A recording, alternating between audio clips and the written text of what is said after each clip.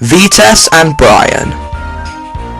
All the trials on Vitesse went without a hitch, and when the half-term holidays came, the new engine had already proved his value.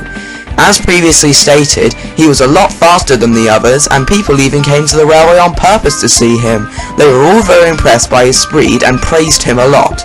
Unfortunately, this went straight to his turbine, and he became even more conceited than before, and the other engines did not like this at all. But nonetheless, Vitesse continued to provide his non-stop passenger service all over the Redcliff and Guinea Bridge Railway. But one day, Vitesse was going to find out why being conceited is not a good thing after all. That morning, Robert was feeling impatient. He was wearing his new coat of paint that he had won after winning the race with Vitesse and was longing for everyone to see it. The other engines were still dozing, but Robert wasn't. The signalman should be here by now to change the points and let me out of my siding so I can go and collect my passengers. What on earth is he doing?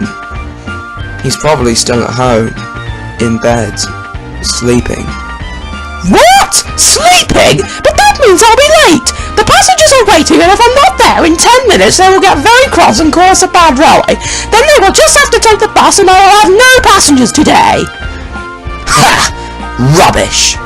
It's still early, you know, Robert. You just want to show off today. No, I don't! Shut up, Robert. No one cares. I'm still mad at you for winning the race when I should have been the winner. Well, too bad, so sad, you lost and I won the new coat of paint, and there is nothing you can do to change that. Just accept that now and I promise you we will all be happy for the rest of our currently miserable lives. And carefree too. No, I will never accept it and you can't make me. Fine, don't accept it, but that means that all of our lives are now going to be miserable forever thanks to you. Ugh, will you just be quiet now? No, you be quiet. No, you be quiet. No, you be quiet. No, you be quiet. No, you be quiet. Just then, they heard a slow clickety-clack and a small yellow diesel shunter roll into the loco yard. None of the locomotives have ever seen him before. The diesel shunter stopped, the door opened, and out stepped Mr. Eric! Good morning, everyone.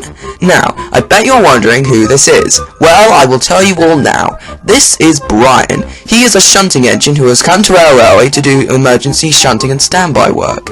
He used to work in a chocolate factory near Bristol, helping out on the production line and taking short train loads of chocolate down from the factory to the nearby mainline junction, where the chocolate was transferred to be shipped all over the country. But a few years ago, the chocolate factory closed down due to health code violations within the factory buildings. The factory was fenced off for demolition, and Brian was placed at the very back of the demolition site and left to rust away.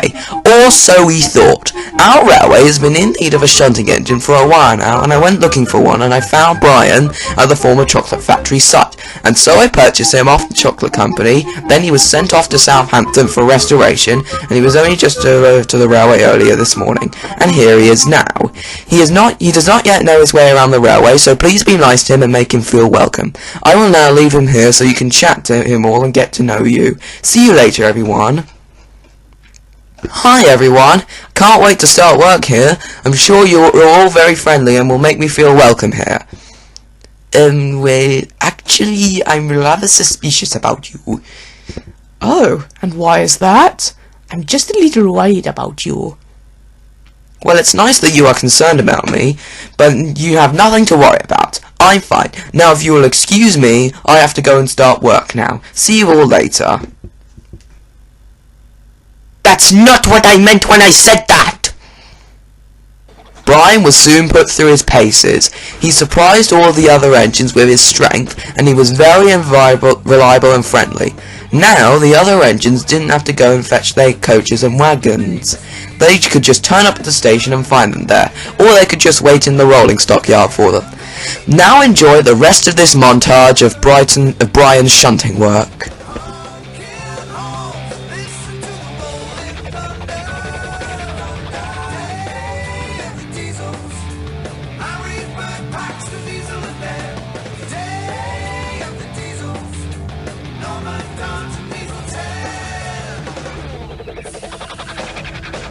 First he thought he didn't have a friend in the world.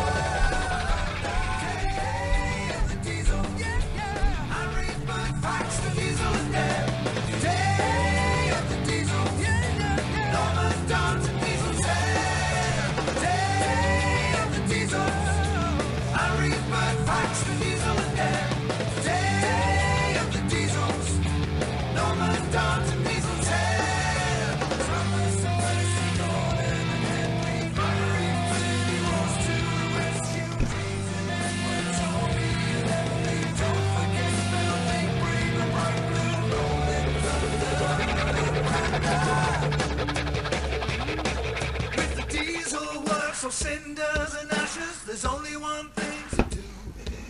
Put aside your worries and just Everyone was very happy with Brian and they welcomed him thoroughly. there they go, building it together, all together. Teamwork, Well, everyone that is, except for Vitesse. Vitesse did not like Brian at all.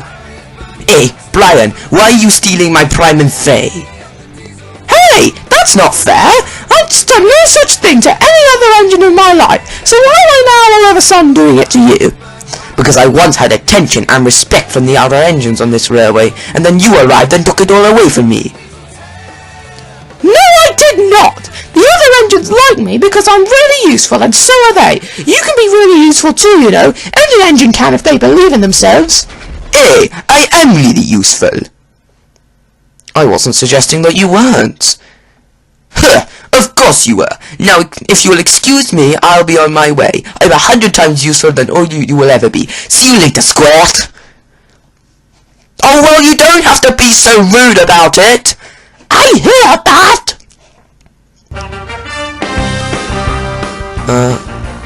Vitesse was in a bad mood as he took his passengers down the track. He sped along the line and soon reached Guinea Bridge Junction. But when he arrived, he saw Peter in platform 2. He needed to have a long and hard talk with Vitesse.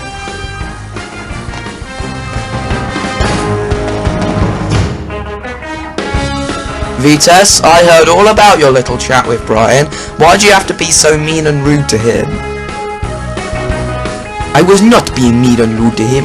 He is stealing my pride and fame on this railway. Yeah, that's because he is a new engine and we all love and respect him. Maybe you should learn to love and respect him too. Well, how about instead of listening to you, I do the exact opposite of what you just said? Why, you little... Just then, Vitesse's conductor blew his whistle and Vitesse thought he'd better get away from Peter. Blah blah blah, yes, I don't want to hear it. Now if you'll excuse me, I have to go now. Goodbye! Ugh, honestly, that Vitesse. As Vitesse continued to speed down the track, he completely forgot about what Brian and Peter said.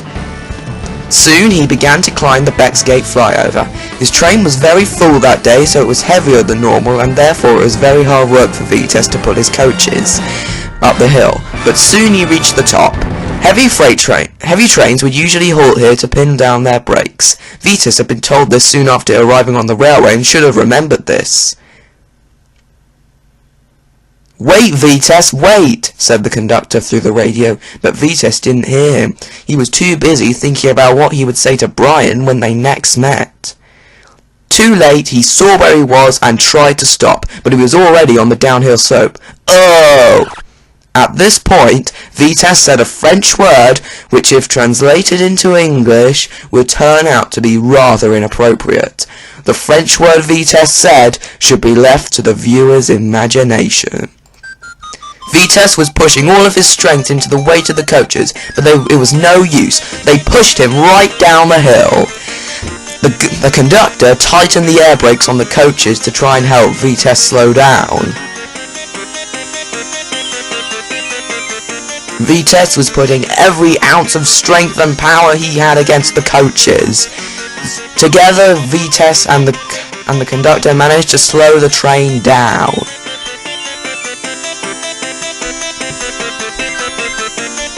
But it wasn't enough to avoid disaster. Because up ahead was the abandoned Vraden City freight depot, which lay on a sharp curve by some points. Vitesse shut his eyes and waited for the inevitable to happen.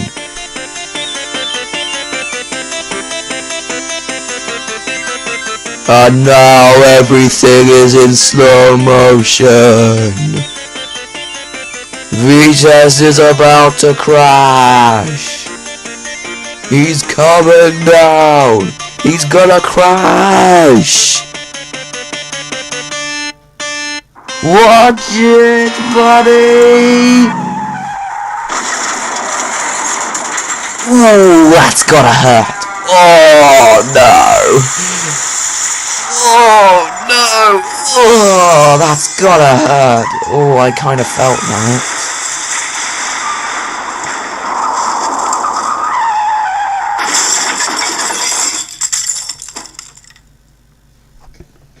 luckily, no one was hurt. Vitesse's rear two coaches and guards van managed to stay on the rails and the conductor braked them to a stop. But it was still quite a mess. Vitesse lay miserably on his side. Why didn't I listen to Brian and Peter? Why? I tried to warn him, but all he did was accuse me of doing something I hadn't done, and he was very rude to me. I think we should just leave him there and scrap him on the spot to teach him a lesson. Brian had been asked to rescue Vitesse with Colin for the maintenance crane, but he was still mad at Vitesse for being so rude. Therefore, he was refusing to move. Come on, Brian! We need to rescue Vitesse anyway. He may have been rude, but that doesn't mean we should scrap him. No, Mr. Eric. I'm sorry to disoblige, but Vitesse should stay there to get what he deserves. I'm ashamed of you, Brian. Think of the passengers. How are they going to get home if someone doesn't help them? Oh dear. I forgot about that. I'm sorry once again, Mr. Eric. Freddy is quite right. We must help the passengers. And Brian roared into life. Rude! Rude! Rude! Rude! Rude! When I'm on the road. Meanwhile, Vitesse was still lying there on his side. He was feeling very ashamed and he couldn't speed down the tracks now. Oh dear, everyone is now going to mock me at how silly I've been today. At last, Brian arrived on the scene and pushed the unhurt coaches out of the way, as well as Colin. Looks like clear skies ahead. When I'm on the road. He separated them on different tracks, then he took the coaches up to the passengers to take them back to Redcliff. Sing the road song. I wanna sing it all day long. Let's all sing the road song. Let's all sing along. He worked very hard with this, Anybody know any? but at last he reached Redcliff and the passengers got off.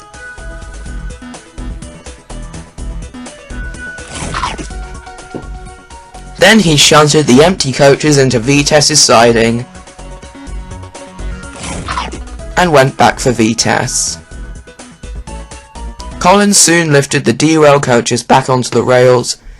Then, groaning and straining like mad, he managed to lift Vitesse back onto the rails.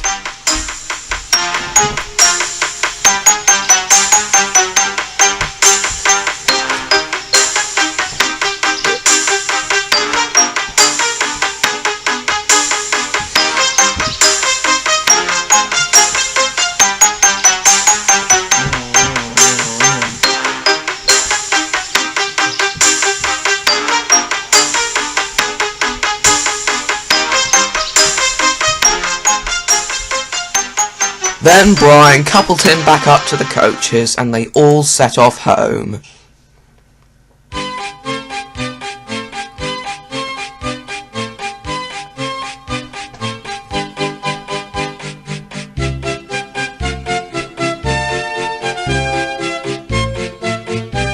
Brian then pushed Vitesse back into his siding with the other two coaches and left him. A mechanic then came to clean and repair Vitesse, and Vitesse was taken off all duties for the rest of the day. At last evening came, and as a reward for all his hard work, Brian was allowed to sleep with the other locomotives that night, so he chose to sleep with Vitesse in his siding that night. Hey, Brian, thank you for rescuing me today. I'm sorry I was rude to you and doubted your capabilities. Oh, that's alright, Vitesse. I forgive you. I wish all diesel shunters were like you. Can we please be friends? Of course we can be friends, Vitesse. We will clean up the remains of that abandoned freight depot first thing tomorrow. After all, it is defunct now, so who needs it? Agreed, Brian. More than agreed. And from that day to this, they have always and always will be friends. for many more years to come.